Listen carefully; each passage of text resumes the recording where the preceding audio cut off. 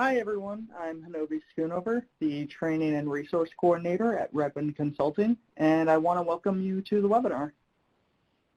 Today we'll be covering Voluntary Tribal Transitional Housing Services, a survivor-centered empowerment approach. Presenting today will be Victoria Ybanez. Victoria is of Navajo, Apache, and Mexican descent and is the Developer and Executive Director of Redmond Consulting from 2005 to present. Redmond Consulting, which helps coordinate and provide tribal technical assistance for recipients of the Tribal Governments Program for the U.S. Department of Justice, Office on Violence Against Women. Victoria also developed Redmond's National Tribal Advocate Center, providing 40 hours of domestic violence training institutes and 40 hours of sexual assault training institutes. And she created the curriculum for each training and serves as lead faculty. I will now turn over the call to her. Thanks, Hanobi. Hi, everybody. Welcome. I'm glad you could join us. Today we're, as Hanobi mentioned, we're going to talk about voluntary tribal transitional housing services.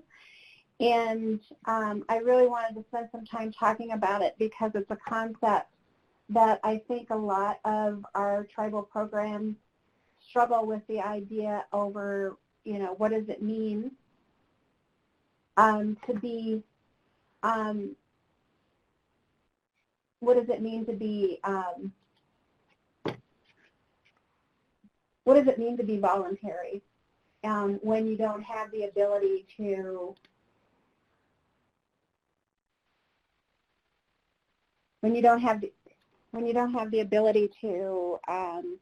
make people do stuff. So when we think about voluntary services, in the midst of that we're basically running a program that says that you're in a program, we're going to offer you a range of options, but we're not going to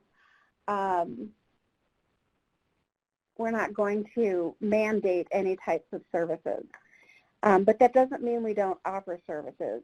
We're going to offer the full range of services, and the approach is such that we're going to build an engagement between the participant and the program staff so that we can work in a way that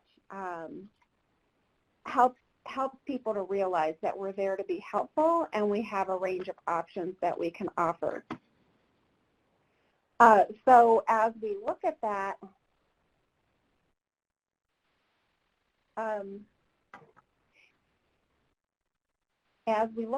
one of the things that we think about is that trauma-informed services, that we can actually work through the whole full range of trauma services. I just want to say we've got just a little bit of technical problems on our end. And so, Patricia, if you could advance the slide for us. Thank you. So the trauma-informed approach, basically what we're looking at is that we would be working in a way that that we're recognizing that everybody is carrying an impact from the violence that they experience, whether that's domestic violence, sexual assault, stalking, trafficking, any of those in the way that plays out for them. And our approach is going to meet people where they're at. So we recognize the signs and symptoms of trauma and how that's going to impact the way they're going to live their lives. And particularly in transitional housing, when we look at transitional housing, we're providing a whole range of services with the intent of stabilizing that household in the after effect of violence. So we would even consider how trauma is affecting their ability to secure employment and move forward in the type of goals that they're working on. So when we think about and look at the 6 key principles of a trauma-informed approach, one of the things in there is that we want to recognize that the participants are coming to us from a background where They have been living in a crisis mode, and as they come into our program, they may be operating still from crisis. So as we think about the services that we offer and having them be voluntary, that we're not going to say, well, you've got to do this and you got to do that, and forcing people to take on different types of things that they're not interested in being. So the program itself is providing the options and the choices, but we are also helping to slow them down, helping them to move away from the crisis and move to looking at the options in their lives and making the best choices that are available to them at the time. So as we spend our time in building our relationship with the participant, as well as looking at the options that are available to them, we're going to help them to see themselves. We're going to engage in the work in a way that helps them to recognize what their barriers are, as well as building that sense of personal safety and helping them to get their feet firmly planted on the ground. So when we think about some of the principles of a trauma-informed approach, one of them is that we're going to work in ways that we're going to build trust. And we do that with treating each person with a level of respect as well as gentleness as they're moving forward in their lives, and that we also do what we do with transparency. So what I mean by that is that if we see issues that are hard, that we're becoming aware of, difficult things going on in their lives, we're going to mirror that back to them. So for instance, if they have a chemical health problem such as alcoholism or something like that, we're going to actually help them to see the signs that we're seeing instead of saying, well, that's not my job, because it actually is your job. If we're really working at helping to stabilize this household and address the effects of the trauma that they've experienced, the fact that the way they're using and that's interfering with their ability to move forward, that is a part of transitional housing. So we want to operate in a way that builds that connection to each other, builds trust so that they will open up and share more completely with us and tell us what's the reality of what's going on in their lives, and that as a part of that, we're having those periodic heart-to-heart conversations with them. I also think that peer support is a real critical part of what we do. When we think about the violence in people's lives and we look at the power and control wheel and how the different tactics play out, isolation is one of the tactics that happens. And as a victim of domestic violence, isolation could end up being that the person lost friendships and relationships with their family as a result of the violence. So having levels of peer support can help undo some of that impact from violence. And peer support can show up in terms of education groups, group activities, different ways to get people connected to other people. Also thinking about it from the context of sexual violence, that the impact of the sexual violence in itself can create isolation because of the way the trauma impact is affecting them. It can have the ability of putting them in the position of feeling overwhelmed with being in public settings because of safety or fear of running into the person who sexually abused them if that person is still out and about in the community, or even just having layers of anxiety. And so as we help them and support them in finding ways to address the isolation and building those relationships, will connect them to something bigger than them. So it's no longer about them as an individual, but they're connected to a bigger part of the community and society, which also helps as people are addressing some of the barriers in their lives. if they're overwhelmed with different aspects, people may want to retreat and hide from them.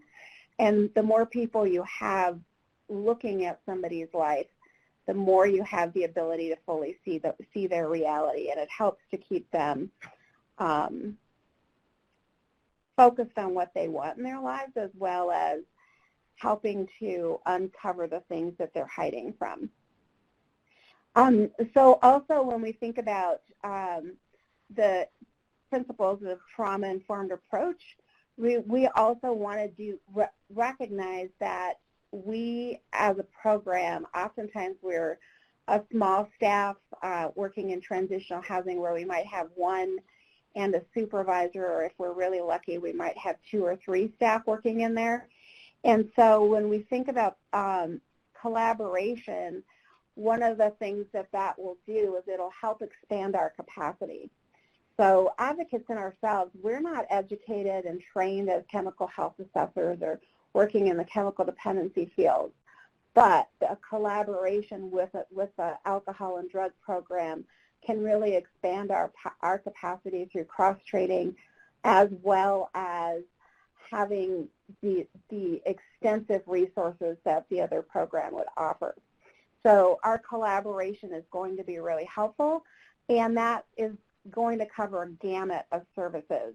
So it's going to cover a range of mental health services, as well as looking at economic issues towards economic stability, resources towards stabilizing a family where parental authority has been undermined and children may have behavioral health issues themselves, so that we can strengthen parenting and family structure, as well as working with children in school. So as you think about any of the community supports to help a household, that really would be the range of what we would want to be looking toward for our program. And again, as we mentioned at Voluntary Services, that the more we understand and know the services in our community, the more that we can help the program participants that we're working with understand the full range of what might be available to them. So as they're struggling through a problem, we can actually be able to offer options and say, these are some of the things that we know, and then engage them in ways to help explore their best choices as they're taking the next step. So empowerment, when we think about the approach, a trauma-informed approach, one of them is that we work in ways that we support the individual's building of their strengths. We don't give anybody power. Everybody owns their own power and operates with their own power, and they themselves have to find ways to embrace their power and their sense of self.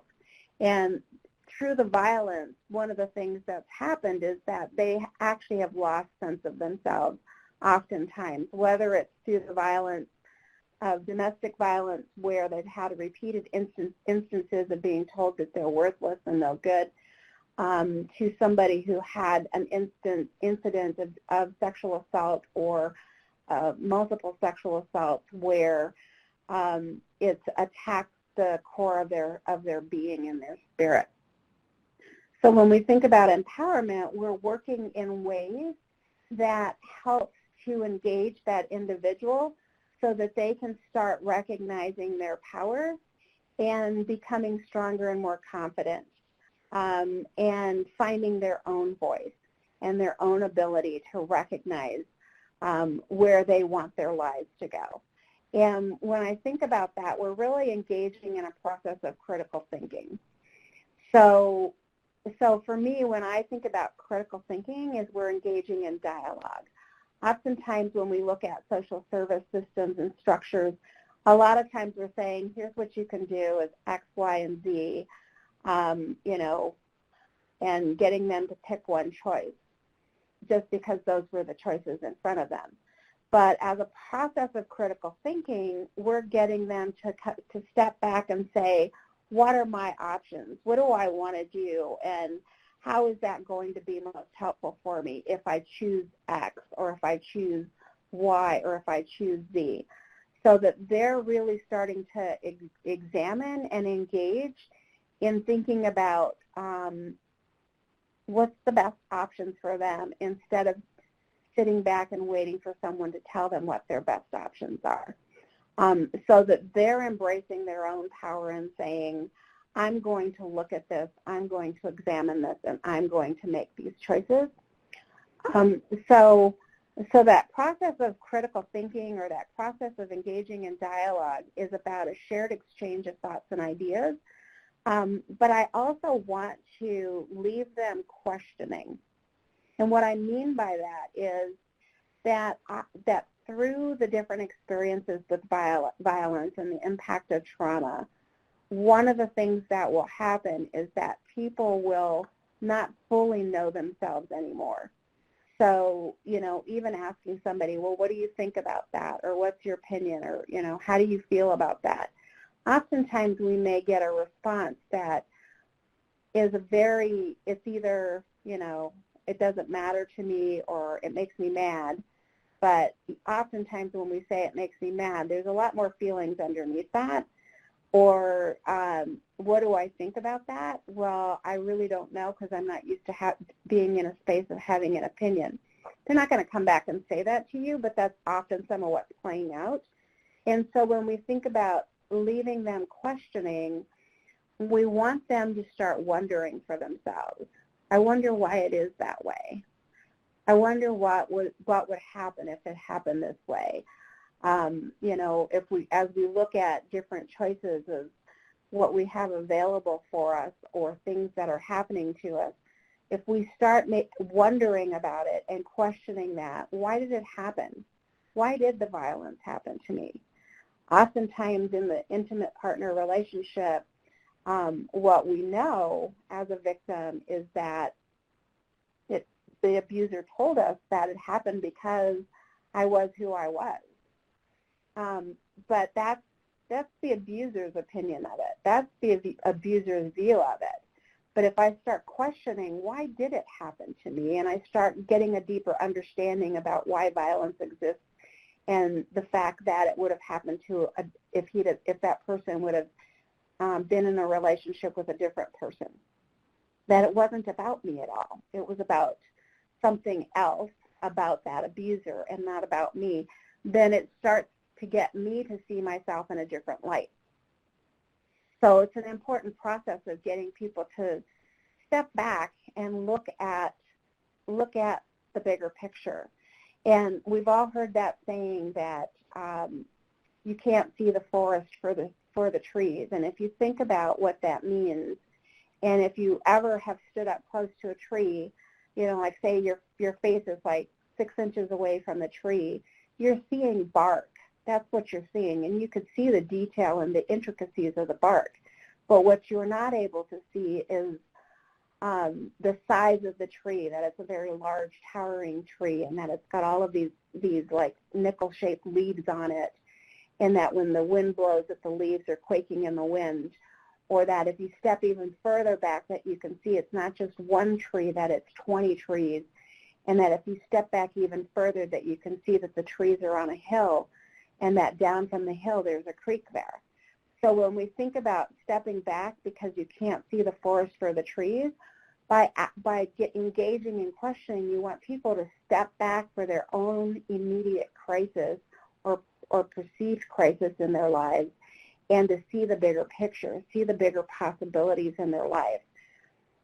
That when they're struggling with, oh my gosh, things feel so hard right now, I feel overwhelmed, all they're looking at is the bark. And that's not a bad thing, but we want to be able to get them to start stepping back and to start to see the full vision of the tree, and then to start seeing the hill and the meadow and the creek and all of that stuff, to be able to see the possibilities in their life. So when we think about empowerment and a process of critical thinking, we're going to engage participants in that full range of exploring those options, as well as challenging or examining misinformation. Because when we think about misinformation, one of the things that's happened with misinformation is that the abuser has given us many messages, and sometimes the people around the abuser has also given us those same messages. You know, if only you don't do this, he wouldn't have hit you. If you would have been smarter, if you would have been prettier, if you wouldn't have gone to that place with your friend. So there's all these things that we've been told, and because we were in a situation of power and control, we didn't challenge that. And if we did, we were harshly punished. So when we start looking at and examining misinformation, then we start recognizing it's like, you know, I have the right to go out with my friend when I want to go out with my friend. You know, it doesn't matter, you know, that, you know, I'm not prettier than what I am. I'm a fine person who I am. I don't have to look this certain way or act that certain way. I'm fine just the way I am. There's something wrong with the way the information was given, and it wasn't about me. So we're challenging that misinformation.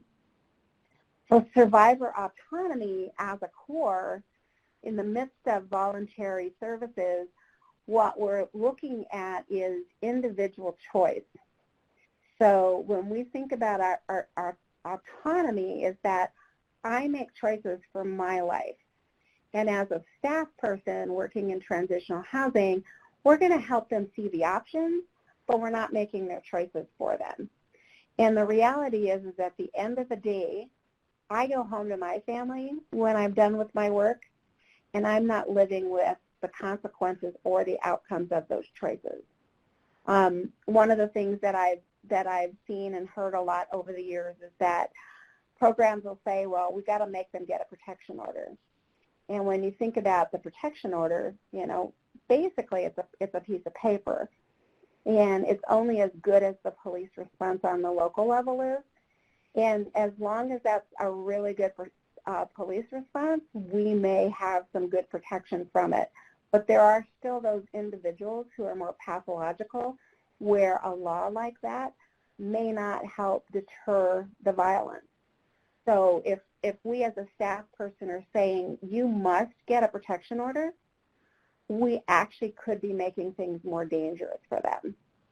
And then if we as a program are operating in a way where it says that we can make you do this or we're going to kick you out of the program, then we ourselves are using control tactics to continue to work with a victim of violence, and it's not a trauma-informed response.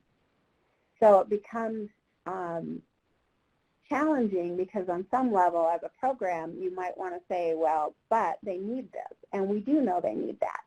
But we really want to work in ways to help them to understand that they need it versus us telling or making them need it or take it. So that individual choice is a critical part of that empowerment picture as well.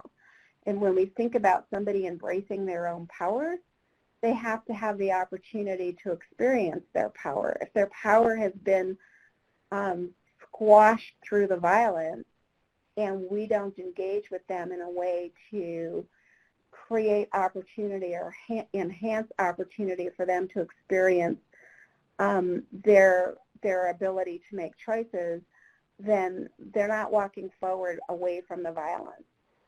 They're still standing in that same realm where they're operating from the impact of the violence as opposed to the recovery from the violence and the healing from the violence. So it's a process of change that happens that makes a difference in people's lives. And the thing that's really critical is to recognize the diversity of ways that we would want to make our approach. So as I was saying, that whole range, that whole range of options that we would offer is built on our relationship. So as we look at a trauma-informed approach is relationship building. And we at Redmond, we also talk about a relative-centered approach. And when we think about relative-centered, I think about my sister being in crisis, and how would I respond to her? I won't give her a phone number and say, well, you need to go make that phone call. I might walk with her and say, let's sit down. You know, if this feels really overwhelming, let me pick up the phone and I'll make the phone call for you and schedule an appointment. And if you'd like, I'll go with you. But I won't do that forever either. So there's a process of where we're very, very engaged, and then we're less engaged. And within the whole scheme of transitional housing, we're actually providing an environment where we provide extensive support, and no, it's not codependency. It's not going to create codependency. We want to be really clear that we can provide these kind of options, and as we go further into the program, you'll rely on me less and less as I work with other people getting started. But I'm here for you. We can problem solve. We'll have our regular contact and keep moving forward. And in the midst of that, you know, when we get together, we're going to explore options, and we're going to create enough time and space to do that. When people first come into the program, they're setting goals and identifying the direction that they want to move while they're in the program, and then I'm just engaging in ways to help them look at their options without trying to make them choose those options. So the big challenge in there is that people will often say, but they don't want to work with me. They're just kind of hanging back, and I can't even get them to meet with me. When the reality is you're offering a program, and as you're setting up and helping them to come into the program, you're clearly educating them about the program and what the program is about and what you can offer them. And then what you're requiring is some periodic meetings so that you have that opportunity to have those conversations. But what they pick up from those conversations, that's where the voluntary part comes in there. And so I just want to just be really clear about that, because a lot of people think that so if it's voluntary and they don't want to meet with me, then I can't make them meet with me. And if we aren't engaged in meeting with people on a regular basis, I mean, we can't literally drag them in. But if people don't want to meet with us on a regular basis, then they're basically not in a program, because rental subsidy alone is not transitional housing. So we need to be working within the context of the intent of the program and recognizing that at some point they're no longer in the program. So there's kind of a balancing in there, and as you're looking at developing your program and operating it, then what you'll want to do is make sure that it's really clear to people when they're signing up for your program that they understand that it's not just a rental subsidy, that it clearly is a program, and that we need to be talking about it from the program standpoint first, with the rental subsidy secondary. If we were operating transitional housing in a facility, we wouldn't be focusing so much on, oh, you get this apartment, it's got 3 bedrooms, and this is what the door looks like, and this is your address, and this is what the building looks like. And we won't be spending a lot of time talking about the property. We'll be spending most of the time talking about the program. Same thing when we're operating a transitional housing program with a rental subsidy. The subsidy is secondary, and the program itself is the primary focus. So motivating can be tough, and one of the things that I think about that's really critical in there is our persistence, that we need to sometimes say the same things over and over and over again. And if you think about the experience with the violence and the trauma, that did not happen in a vacuum. It wasn't just one day this impact from trauma happened. It really was a whittling away at somebody and building this trauma impact. And so as we think about recovering from the trauma and coming out of that trauma, it's almost the reverse of that. So it's the repetition of things. So sometimes, as a staff person might get frustrated and says, well, I told them a couple times and they're not listening to me. Well, we might have to say it a few more times beyond that as well, and maybe even a few more times beyond that, because we have to put it in the context of trauma, and that we're helping them move out of it, and we're undoing the impact of trauma, which means that what put them into that place through the repetition of the violence and the different forms of violence that they experience, we're coming out from the backside in a repetitious behavior. So there's a persistence in there of saying some of the same things over and over again, of taking some of the initiative and moving forward to help people sit down with you and take the time to engage with you. And then the other piece is engagement, that it's not about handing out a referral. Once in a while, if that's the case, where you say, here, go call them. But more times than not, as you've got people in the program, you're engaging in a fairly comprehensive way. And what I mean by that is that when people are first coming into the program, they've got a lot of needs. And one of the things that we've seen is that when people have lived with the violence for a period of time, that not only do they have a lot of needs just based on, addressing some of the poverty needs because of the change and transition they're going through, but the needs also might connect to the fact that they've been living with violence and are carrying a lot of stress that plays out medically for them as individuals. And as they come into the program and they get a time and space to collapse a little bit longer than a short-term stay at a shelter, we may end up finding that they're dealing with a lot of sickness for a while. And sometimes that's the first couple months where they're kind of collapsing with that. But then beyond that, there's all sorts of other kinds of things. There's the impact with the children. There's the parenting relationship that needs to be worked on. There's looking at their ability to get a job, whether that's through getting a GED or going through a certificate program, or even just, reaching out to different employers and looking for work and getting them their resume ready, or interviewing skills and getting themselves ready. So there's all sorts of different ways that we need to get engaged. And in that process, we start more intensively in the beginning, and then we will taper off after time. But we'll find that the reality for households is that they may end up having like a surge of need of intensive contact later on down the road as well.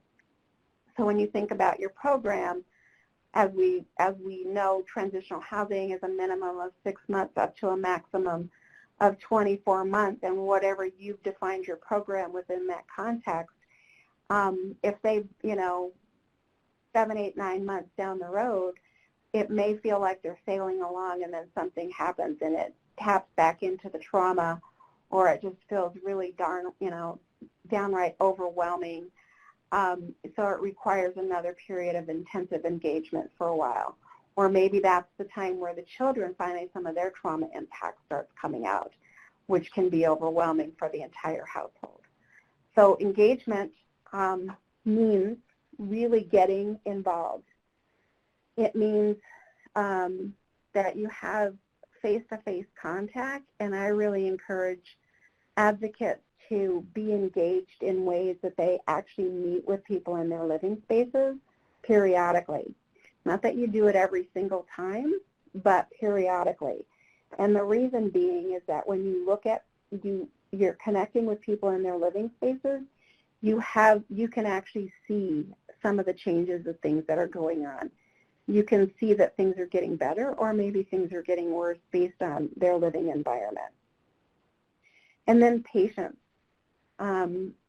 We know, working in addressing domestic violence, that oftentimes it takes a victim of domestic violence multiple times before they leave that relationship. And there's many, many reasons why that happens that way.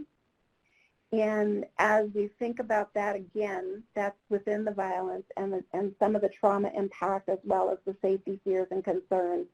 Then as we look at the household working towards stabilizing, it's the reverse of that, walking out from in that trauma impact. And so sometimes it may not appear that somebody's moving forward. And there's many, many reasons why that can be happening. It could be because of the trauma, and that person may be paralyzed, or they may have something triggered that paralyzed them for a period of time or tapped into some of their anxiety or something like that, as well as dealing with someone who is low income, living in poverty, and trying to work through and manage the multiple obstacles in place in our society that prevent people from moving forward. And so change they didn't get into this situation overnight, and change in recovering from it and putting in place the things that move them in the direction they want to go is not going to happen overnight as well. So that's going to require us to be patient. We're going to recognize that people are going to be in different stages. So we may work with somebody and they'll sail right along, and another person will stall and not feel like they're able to move, and then all of a sudden they surge, and people are moving in different paces along the way. And then I want to say compassion. I think that we really have to remember these are our relatives, and be gentle. And even when we have to have and do the hard work and engage in difficult conversations with them, we still want to show compassion in that and have heart, but being honest, being transparent. I see this about what's happening, and I can say this thing in a gentle, loving way, but yet have it be direct. There's that saying about brutal honesty, and I know I hear people say it from time to time, that, I'm honest and I'm brutally honest. And personally, I don't believe anybody needs to be brutally honest. I think that we work with each other in gentle, respectful ways, and we can be direct and we can be honest without hurting people. It may be hard for people to hear something we're saying, but we don't say it in a way that causes more harm, causes more trauma to somebody. So our program participants are as varied as these feathers. And when we think about that, as our approach is going to be different, just as we know, as we look across all of our winged relatives, that they're all very different and have very ways of seeing and acting and being, and their needs are very different as well. And so as we think about our program participants, we really want to consider that difference for them, and that the approach that we may have with one person for the same kind of a problem or the same kind of an issue or challenge they're working through may look very different in how we work with another person. And so we want to make sure that we're really keeping that present in our minds, because we want to stay engaged in a way that's relevant to each individual person. Even some of the way we talk and communicate with people, we want to recognize that difference in our communication flow as well. I know there's some people that I can talk with and we can have quick conversations and things all work out, they remember it really well. And other people have to take notes, because if they aren't going to take the notes, they're going to lose some of the details, and things will fall apart on them because they're not watching the details. But in that process, that also puts it back on me a little bit, sometimes saying, this is something that might be helpful if you write it down. Or for me, as a program person, maybe even putting it on a Post-it for them and saying, here, let me write this down for you, and put it in your notebook. being that direct and that specific, whereas someone else might find that talking down to them. And so we really want to read that individual, pay attention to who they are, what they need, what we're seeing that they need, and even asking from time to time, is this helpful when I do this? And, you know, and if we're having an open, honest conversation with each other, it'll give us the opportunity to really have that relationship built. So I want to stop here and see if there are any questions for people. Hanali?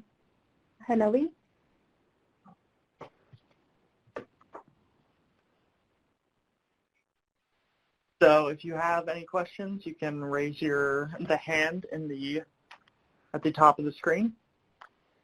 It will be right next to the button that looks like a headset or a microphone button. And you can also type out any questions in the chat.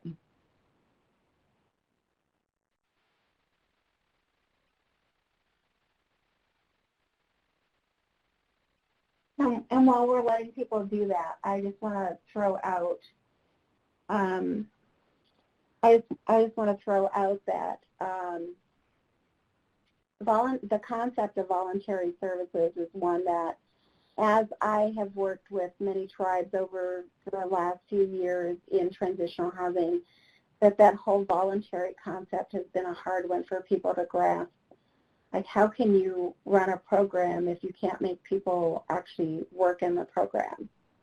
And so it's been challenging. And as you're thinking about questions, if you've got a problem you want to talk through, definitely we can do that as well. So just know that it's not something that is impossible. I remember years ago when transitional housing was first being developed with OVW and the concept of voluntary services started coming up, I was thinking, how can that be? You know, how can you actually accomplish anything if you can't make them do it?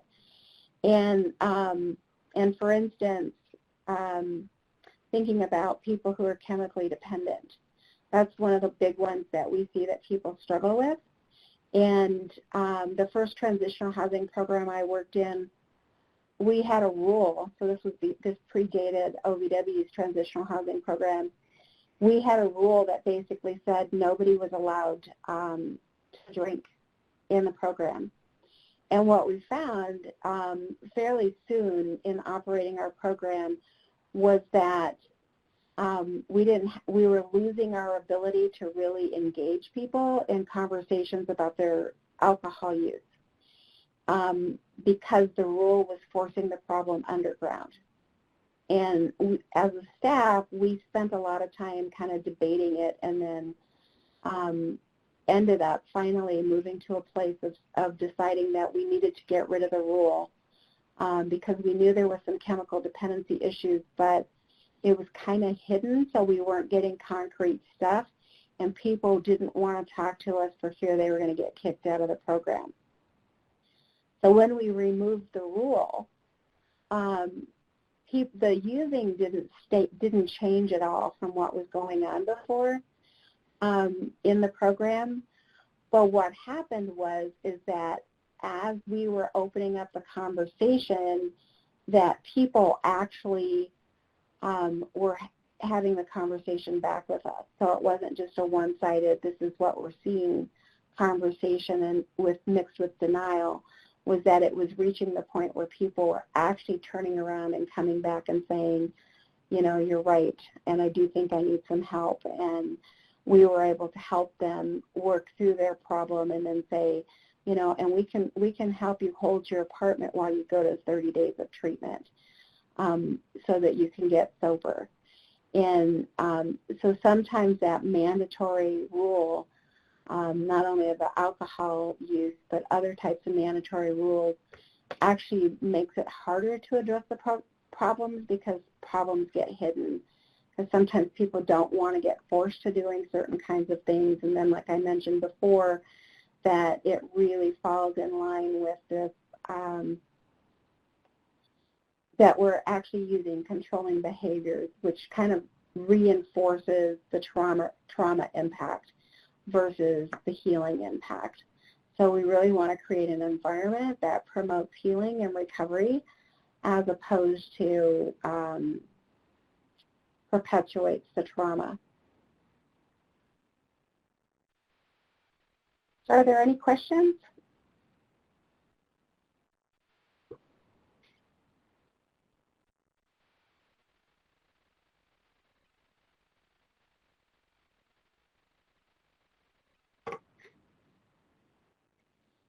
Well, it looks like we don't have any questions. Oh,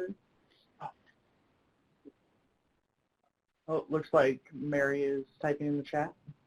Okay, so we'll hang on and see what's coming in on the chat.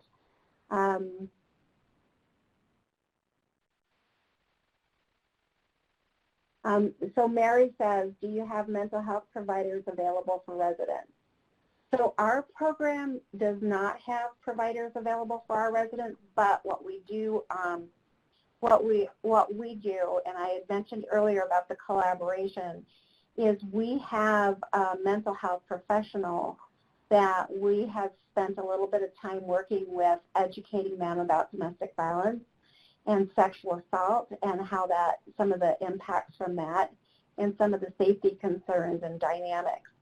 And in that process, we've talked about, so how do we help get them in on her schedule so if somebody needs some help, that they don't have to wait 2 months for an appointment. So since we've worked out our collaborative relationship, we can actually get somebody in within like a week or two to get an appointment with this particular professional.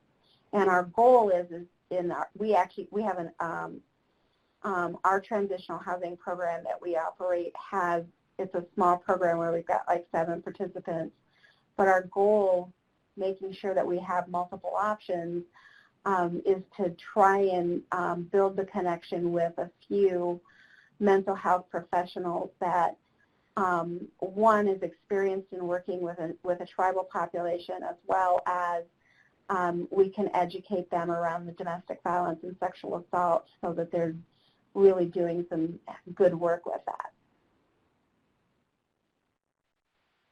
So your collaborative relationships are going to really be the aspects that enhance your program. One program that I am aware of, they actually, through their CTAS grant, have a clinician on staff that works within their overall domestic violence program, so they have access to that clinician through their transitional housing program.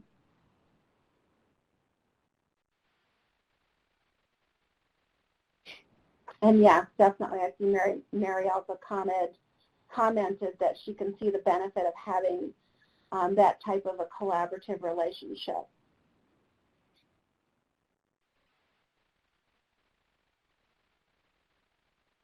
Definitely, and and so it's up to you. Like as you're designing your program through your CTAS grant, you know, is to think about do you believe that you, on one level, will have the financial resources through the grant, as well as the client population for a clinician, and if not, building that partnership with your behavioral health program or other practitioners in the area. The other thing I want to say that I'm aware of a few programs. So for instance, Navajo Nation, we talk about traditional practitioners. And so those are spiritual people, and the nation actually does a licensing of the traditional practitioners to be able to charge to Medicaid and to do billing for it. And so one of the things that's also important as a part of a healing process is to think about how you're working with your local spiritual people, because as we think about the impact from violence, what we do know is that our most effective resource that we've got available to us to heal from trauma is our traditional practices and ceremonies. So being able to build some connection that way is helpful. And when I had mentioned before about groups, peer support, being able to even, bring a practitioner into, if you're doing an education group, you can bring a practitioner in, a traditional person or a spiritual person in to have the ability to share with the participants in a group setting, which can be really helpful.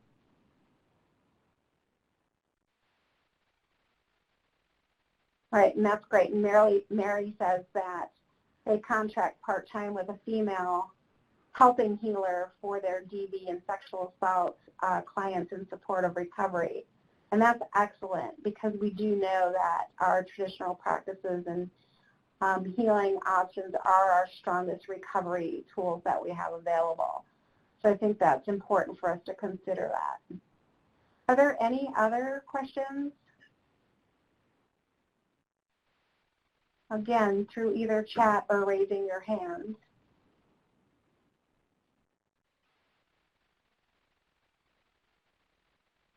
And thank you, Mary, for your comments there in the chat box. So I'm going to turn it back over to Hanovi. Thank you, Victoria. Before we end the call, we want to let you know about our upcoming webinar, which is Documentation to Manage Your Tribal Transitional Housing Program, which will be hosted by Raquel de Herrera on the 26th this month. We will be rescheduling historical trauma and its impact on Two-Spirit LGBTQ participants, and we'll send out an email when it has a new date.